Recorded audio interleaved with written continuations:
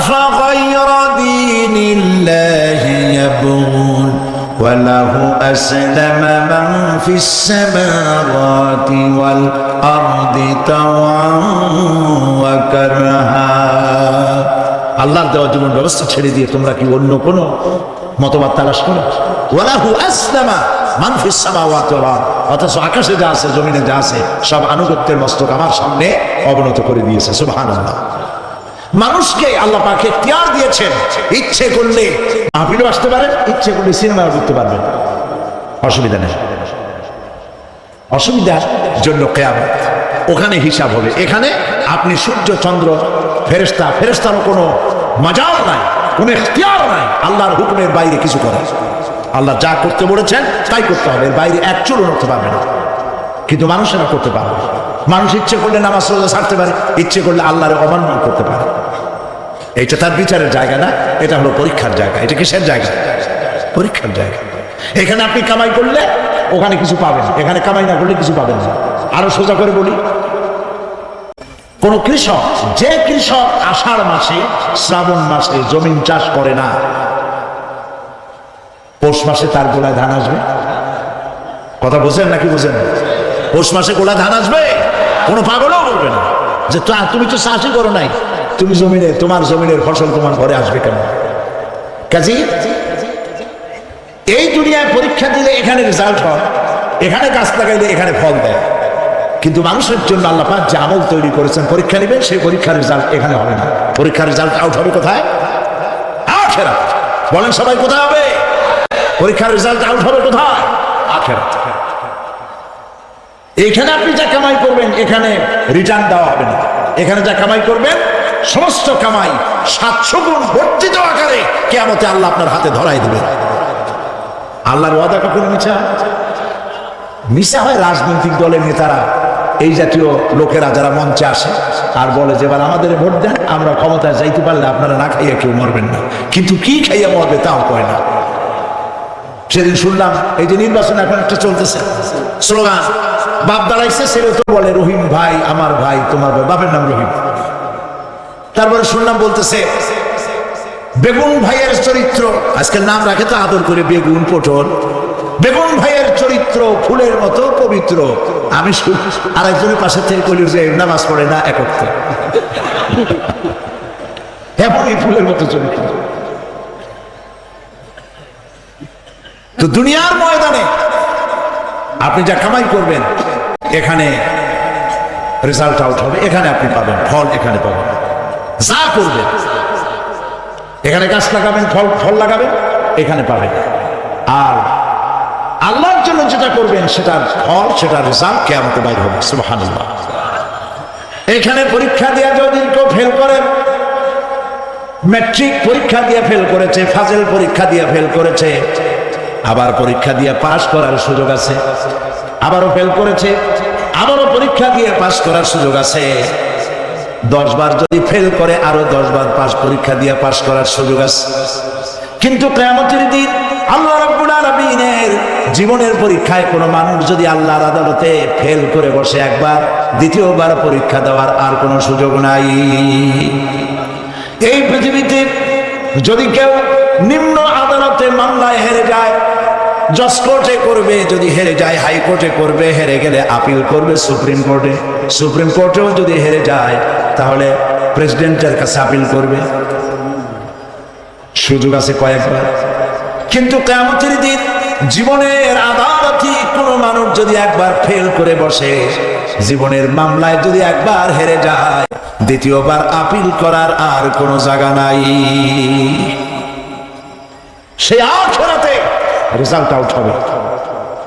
আমরা সব মরে যাব, আমরা সব কি হব? সব মরে যাব। আল্লাহ পাক আমাদেরকে উঠাবে না। মানুষকে কবরে রাখার সময় আমরা কি বলি? মিনহা খালাকনাকুম, জানেন না? পড়েন, মিনহা খালাকনাকুম ওয়া ফিহা নুঈদুকুম ওয়া মিনহা নুখরিজুকুম তারাতান উখরা। এই মাটি দিয়ে তোমাকে তৈরি করা হয়েছিল, এই মাটির মধ্যে রেখে গেলাম, এর থেকে আবার তোমাকে উত্থিত করা হবে। কে বলতেছেন কথা? আল্লাহ পাক বলছেন, আল্লাহ তাআলা বলছেন। কি নিষ্ঠুর এই পৃথিবী! ভেবে দেখেছেন কি একবারও কি ভেবে দেখেছেন এই পৃথিবী কত নিষ্ঠুর? এই সন্তান সন্ততি সব একটি মোহ, একটি মায়া, একটি মহব্বত, একটি প্রতারণা।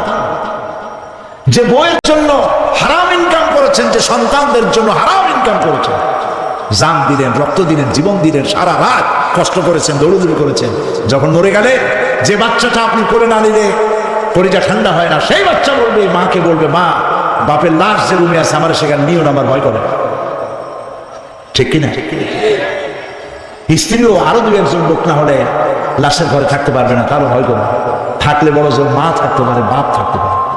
যাকে বিবাহ করার পর অনেক সন্তান আছে, মা বাপকে চোখে দেখতে পারে না, বল কথা মতো মায়ের সাথে কথা বলা বন্ধ করে দেয়। হয়তো কুমিল্লা এরকম নাও থাকতে পারে। বউ তো নালিশ করছে, মায়ের সাথে কথা কয়, আবার বলে এই বুড়িটা মরে না কেন? নাউজুবিল্লাহ, নাউজুবিল্লাহ। বুড়িটাকে মরার কথা বলতেছো তুমি?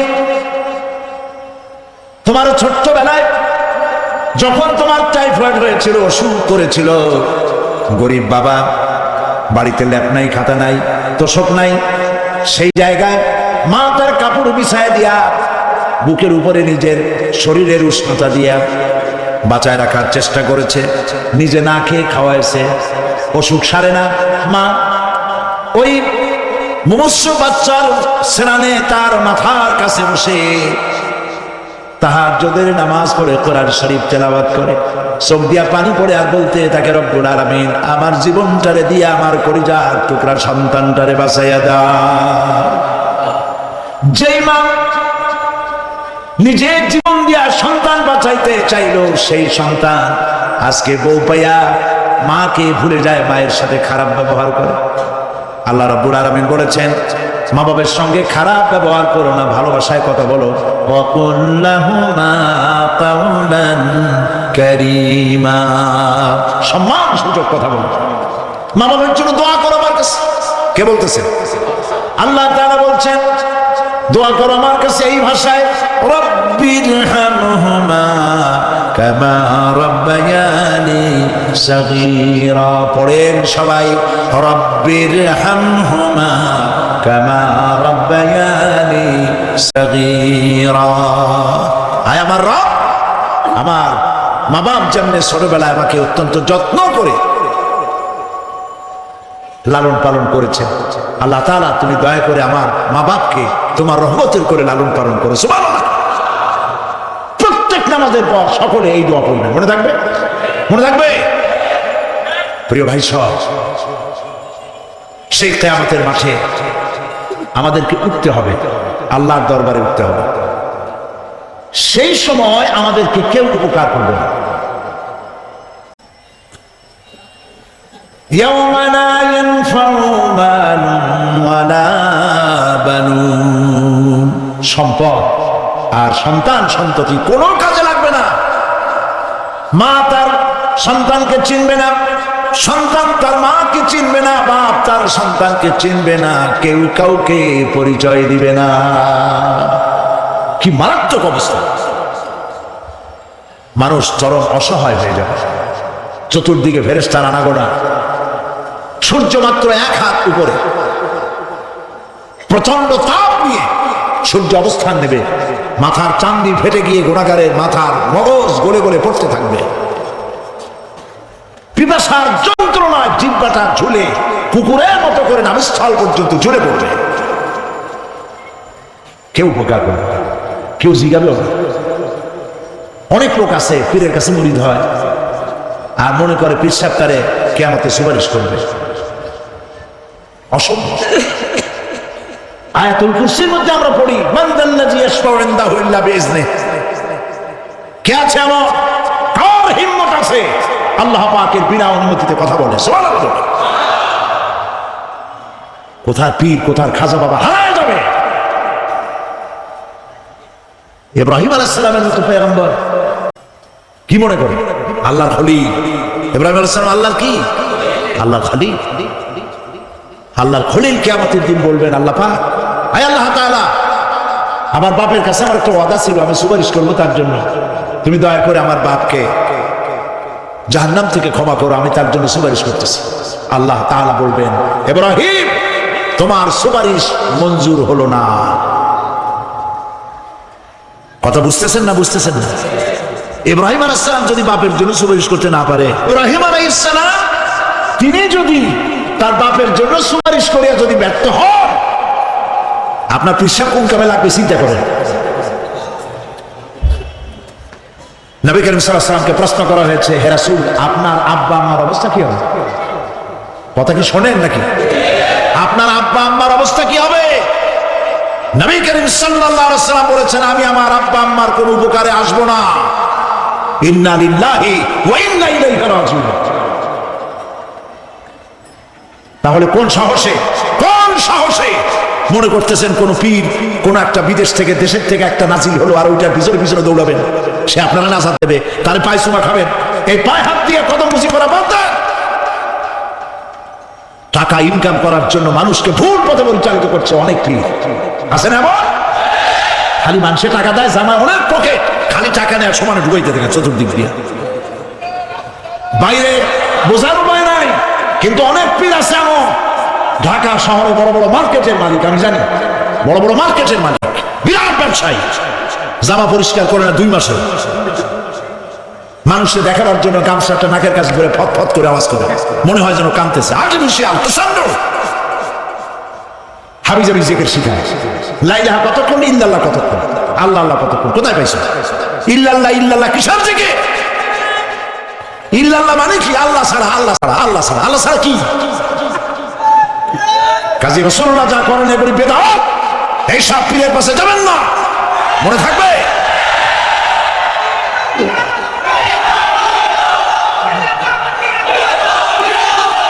প্রিয় ভাই সব, কিয়ামতের দিন আপনার আমল, একমাত্র আমল আপনাকে বাঁচাইতে পারবে। এই কোরআন শরীফে আল্লাহ পাক বলেছেন, ইয়া আইয়ুহাল্লাযীনা আমানু আবতাগু ইলাইহিল ওয়াসিলা, হে বিশ্বাসীরা ওসিলা ধরো। ধুরন্ধর এক শ্রেণীর লোকেরা এর অর্থ করেছে পীর ধরে। দুনিয়ার কোন তাফসীর, যত মুফাসসির পৃথিবীতে জন্মগ্রহণ করেছেন, কোন মুফাসসির এটা বলেন নাই আবতাগু ইলাইহিল ওসিলা মানে হলো পীর ধরো। বরং সমস্ত তাফসীর মুহাক্কিকিন বলেছেন আবতাগু ইলাইহিল ওসিলা আয় আমলে সালেহ, নেক আমলের ওসিলা ধরো। সুবহানাল্লাহ, নেক আমলের ওসিলা ধরো। প্রিয় ভাই সব, ধান্দাবাজি ছাড়তে হবে। কিয়ামতের দিন মানুষ একেবারে অসহায় হয়ে যাবে, কেউ সাহায্য করবে না। সেই দিন প্রশ্নপত্র সামনে আসবে, আমল নামাগুলি বেঈমানের পিছন দিক থেকে বাম হাতে আসবে, আর ইমানদারের সামনে থেকে ডান হাতে আসবে। আমল নামা হাতে পাওয়ার সঙ্গে সঙ্গে বেঈমান বুঝে ফেলবে তার জায়গা কোথায়। কলিজা তখন গলার কাছে চলে আসবে। সত্য ছিল একসাথে, মনে করেন এই মাহফিলের মধ্যে, মনে করেন এইখানে সন্ত্রাসী আছে, খুনি আছে, ওয়ান্টেড, মোস্ট ওয়ান্টেড আসামির মধ্যে আছে, ধরা যাচ্ছে না অনেক মানুষের মধ্যে। হঠাৎ করে অর্ডার হলো যে ভিতরে এসবিআই ঢুকিয়ে দেওয়া হয়েছে, গোয়েন্দা বিভাগের লোক ঢুকিয়ে দেওয়া আছে, সন্ত্রাসী মোস্ট ওয়ান্টেড যারা আছে বেরিয়ে পড়ো, এক মাসে চলে আসো। তখন অবস্থাটা কি হবে? তাদের মজা লাগবে? পায়ের রক্ত মাথায় উঠে যাবে, চোখ দিয়ে রক্ত পড়া শুরু করবে। সমস্ত মানুষ একসাথে ছিল হাসরের ময়দানে, হঠাৎ করে অর্ডার হয়ে যাবে আমতাজুল ইয়াওমা আইয়ুহাল মুজরিমুন, হে অপরাধীর দলেরা আলাদা হয়ে যাও। ইন্না লিল্লাহ, আলাদা হয়ে যাও। সমস্ত মানুষ সেখানে খালি পায়ে উঠবে, কারো পায়ে জুতা নাই, স্যান্ডেল নেই, পরনে কোনো কাপড় নাই, গায়ে কোনো কাপড় নাই, মাথায় কোনো আবরণ নাই। হযরত আয়েশা সিদ্দিকা রাদিয়াল্লাহু তাআলা আনহা, তিনি নবী করিম সাল্লাল্লাহু আলাইহি ওয়াসাল্লামের কাছে কিয়ামতের এই বর্ণনা শুনে কাঁদতেছিলেন আর বলতেছিলেন, হে আল্লাহর রাসূল, কিয়ামতে সকলকে ভাবে উঠতে হবে, এমনকি আমাকেও? হুজুর বললেন, প্রত্যেকটি মানুষকেই উলঙ্গিনী হয়ে উঠতে হবে।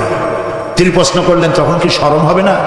নবী করিম সাল্লাল্লাহু আলাইহি ওয়াসাল্লাম বলছেন, জাহান্নামের ভয়তে কেউ কারো দিকে তাকাবার সুযোগ পাবে না। সব উপরের দিকে তাকায় থাকবে আর বলবে, আল্লাহ আমারে বাঁচাও, আল্লাহ আমারে রক্ষা করো। সমস্ত নবী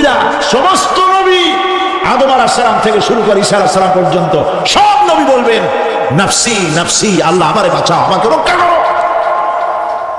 কোথায় যাবে আপনার পীর সাহেব? একমাত্র ব্যক্তি বিশ্বনবী মুহাম্মদুর রাসূলুল্লাহ সাল্লাল্লাহু। মানুষেরা হয়রান হয়ে যাবে, আদম আলাইহিস সালামের কাছে যাবে, আবাল বাশার আপনি প্রথম মানুষ, আমরা বিপদে শেষ হয়ে গেছি, 50,000 বছর দাঁড়ায় আছি। কয় বছর দাঁড়ায় থাকতে হবে? কোথায় আছে? এই কোরআন শরীফ 50,000 সানা মিম্মা তাউদ্দুন। এই পৃথিবীতে গণনা করলে 12 মাসে 1 বছর, 12 বছরে 1 যুগ, এরকম করে করে 50,000 বছর পৃথিবীতে গুনলে যত বড় লম্বা হয়, বিচারের দিনটা এত বড় লম্বা হবে। সবাই বলবে আদম আলাইহিস সালাম আমাদের জন্য একটু আল্লাহকে সুপারিশ করুন যেন তিনি আমাদের বিচারটা তাড়াতাড়ি করে দেন। তিনি বলবেন আমার পক্ষে সম্ভব না, আল্লাহর সামনে দাঁড়িয়ে কথা বলার আমার কোনো সাহস নাই, আমি পারবো না। নূহ আলাইহিস সালামের কাছে যাও, নূহ আলাইহিস সালাম বলবেন আমি পারবো না। মুসা আলাইহিস সালামের কাছে যাও, তিনি বলবেন আমি পারবো না। ইব্রাহিম আলাইহিস সালামের কাছে যাও, একজন আরেকজনের কাছে পাঠাবে। সর্বশেষ ঈসা আলাইহিস সালামের কাছে লোকেরা আসবে, হাসরবাসী। ঈসা আলাইহিস সালাম বলবেন আমি তো পারবোই না, কারণ পৃথিবীর শত শত কোটি নাসারারা আমাকে আল্লাহর ছেলে বলেছে, অথচ আমি তাদের তা বলতে বলি নাই। আমি নিজের ব্যাপারেই আজকে শঙ্কিত, আমারে তারা আল্লাহর ছেলে বলছে। আল্লাহ আজকে আমার সাথে কি ব্যবহার করবেন আমি তো জানি না, আমি নিজেই বিপদে আছি। তবে আমি তোমাদের ব্যাপারে একটা পরামর্শ দিতে পারবো, একজন ব্যক্তি আছে যার কাছে গেলে তিনি কথা বলতে পারবেন, তিনি বিশ্বনবী রাহমাতুল লিল আলামিন জনাব মুহাম্মদুর রাসূলুল্লাহ সাল্লাল্লাহু আলাইহি ওয়াসাল্লাম। তার কাছে চলে যান, হাসরবাসীরা তার কাছে চলে যাবে। নবীজি সকলের কথা শুনে সিজদায় পড়ে কাঁদতে থাকবেন। তিনি বলবেন হাসরবাসীদের কাজ ষষ্ঠ করবেন, এই কাজ আমার কাজ, আমি বলবো আল্লাহ পাককে। তিনি সিজদায় পড়ে কাঁদবেন, রব্বুল আলামিন প্রশ্ন করবেন হে আমার রাসূল, আপনার তো আজকে কান্দার দিন না, আপনি কাঁদেন কেন? আমি আপনাকে মাকামে মাহমুদ দিয়েছি, কাউসারের মালিক বানাইছি। আপনি জান্নাতে প্রবেশ করার আগে কেউ ভেস্টে যাইতে পারবে না, এই সম্মান দিয়েছি, কাঁদেন কেন? নবীজি বলেন রব্বুল আলামিন যা তুমি আমার জন্য বরাদ্দ রেখেছো সব আমি পেয়েছি বা পাবো, আমি কান্দি আমার উম্মতের কি হবে? আল্লাহ রাব্বুল আলামিন তাকে পারমিশন দিবেন, আপনার নেককার জান্নাতি উম্মতগুলি আপনি বেছে নিন। নবী করিম সাল্লাল্লাহু আলাইহি ওয়াসাল্লাম পারমিশন পাবেন। আল্লাহর পারমিশন ব্যতি রেখে আল্লাহর দরবারে কথা উচ্চারণ করার ক্ষমতা কার হবে না? সুবহানাল্লাহ। এই কথা ভাববার কোনো কারণ নাই। অমুক পীর সাহেবের অনেক মুরিদ আছে, সব মুরিদ টুরিদ দিয়া নারে তকবীর জিন্দাবাদ, পীর সাহেব জিন্দাবাদ, এই সমস্ত বাদ বোধ কামে লাগবে না। ওয়া কুল্লুহুম ইয়াতিহি ইয়াউমাল কিয়ামাতি ফারদা। কিয়ামতের দিন প্রত্যেককে একজন একজন করে আসতে হবে আল্লাহর দরবারে। আল্লাহ বলেছেন একজন একজন একজন, মিছিল করার উপায় নেই। আল্লাহ রাব্বুল আলামিনের দরবারে হাজির হয়ে যাবে সেই কঠিন হাসরের ময়দানে বাঁচার জন্য। নবীজি দোয়া শিখায় দিয়েছেন, দোয়া করো আল্লাহুম্মা হাসিবনি হিসাবান ইয়াসীরা। পড়েন আমার সাথে, আল্লাহুম্মা হাসিবনি হিসাবান ইয়াসীরা, আল্লাহুম্মা হাসিবনি হিসাবান ইয়াসীরা। আয় আল্লাহ তুমি আমার সহজ হিসাব নাও। নবী করিম সাল্লাল্লাহু আলাইহি ওয়াসাল্লাম নিজেই দোয়া করেছেন। চিন্তা করে আল্লাহ পাক নিজে, আল্লাহ তাআলা তিনি নিজে প্রশ্ন করবেন এবং পাপগুলি দেখাই দেবেন, এই সব পাপ করছো। মানুষ আল্লাহর বান্দা ভয় চোটে কলজা গলা দিয়ে বেরিয়ে যেতে থাকবে, বেরিয়ে যেতে চাইবে, তার বাষ্পরুদ্ধ হয়ে আসবে, বলতে থাকবে আল্লাহ আমি করে ফেলেছি, আমি মাপ চাই, তোমার কাছে ক্ষমা ভিক্ষা চাই। আল্লাহ রাব্বুল আলামিন বান্দার কাকুতি মিনতির দিকে লক্ষ্য করে বলবেন, বান্দারে আমি তোকে ক্ষমা করে দিলাম। এটাই হলো হিসাব, সহজ হিসাব। এই সহজ হিসাব কার কিসমতে আছে, কার কিসমতে নাই, তা আমরা কেউ জানি না। এই দুনিয়াটাকে আল্লাহ পাক বানাইছিলেন পরীক্ষা নেওয়ার জন্য। কি জন্যে? পরীক্ষা নেওয়ার জন্য। পরীক্ষায় যার যে বয়স এখন আছে, এখানে আমার যা বয়স, আপনার যা বয়স, এই বয়সে যা যা করছি এখন হিসাব করেন। ছোটবেলায় কই মাছের কাঁটা গলার মধ্যে ঢুকছিল, তখন ক্লাস 2-তে পড়ি। এরকম একটা ঘটনা মনে আছে কিনা? মনে নেই? অন্যের বাড়ি আম পাড়তে গিয়া বাড়িওয়ালার সামনে পড়ছিলেন, দুটো থাপ্পড় দিয়েছিল, এসব কথা মনে আছে না? আছে কিনা?